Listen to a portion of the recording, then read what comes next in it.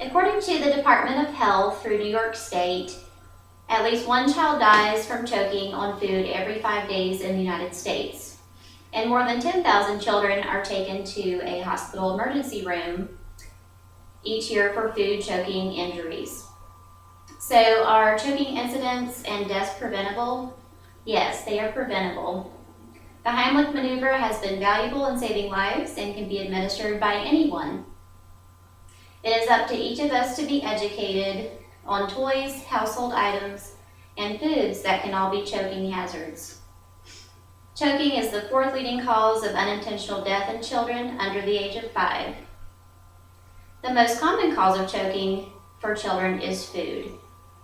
The size of a young child's trachea or windpipe or breathing tube is approximately the size of a drinking straw in diameter. So we're talking very, very tiny. It doesn't take much to block their windpipe.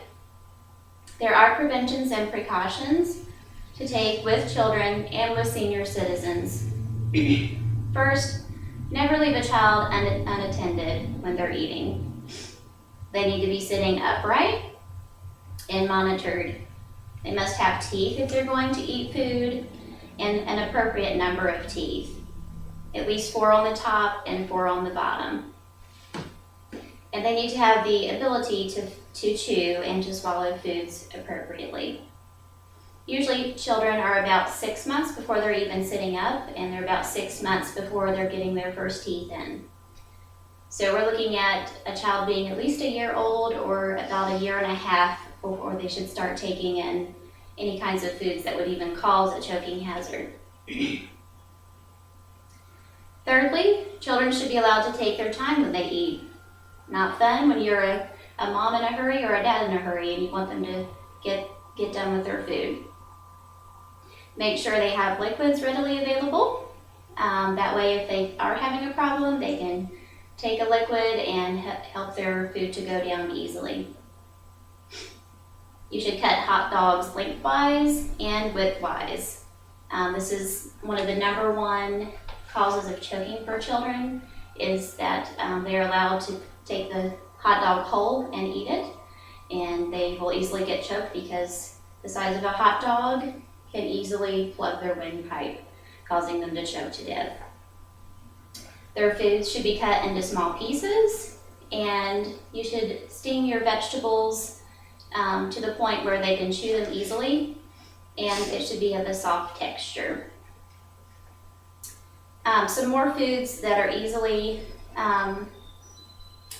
foods that can be choked on is popcorn, chips, and pretzels.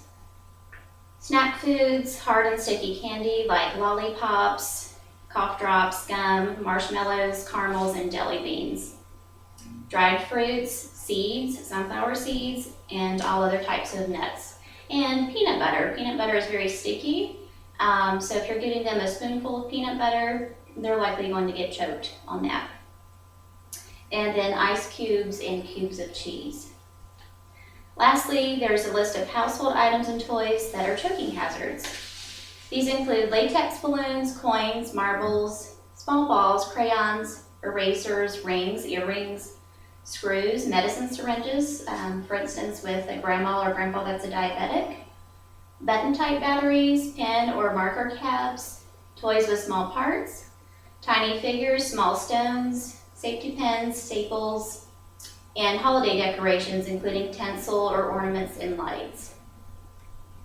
Just remember, any toy or other object labeled as a potential choking hazard is listed that way for a reason. So since we've talked about prevention and precautions and given specific examples of choking hazards, let's now make ourselves familiar with abdominal thrust, or what we call the Heimlich maneuver. So for an adult, what you would need to do, first of all, if he was choking, more than likely, this is the universal sign for choking. So somebody is going to be likely grasping their neck. They're not going to be able to talk to you. And likely they'll be turning maybe blue or purple in the face, definitely a bright shade of red.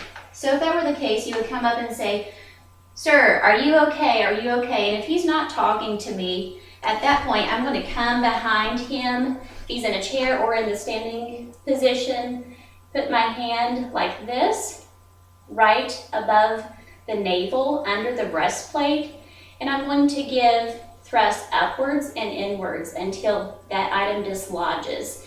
And you'll keep doing that until he starts breathing or the item protrudes, he knocks it out, or whatnot. For a child, you would just use one arm, and that would be just to go upwards and inwards again. And that's to not use too much force. Again, above the belly button, below the breastbone.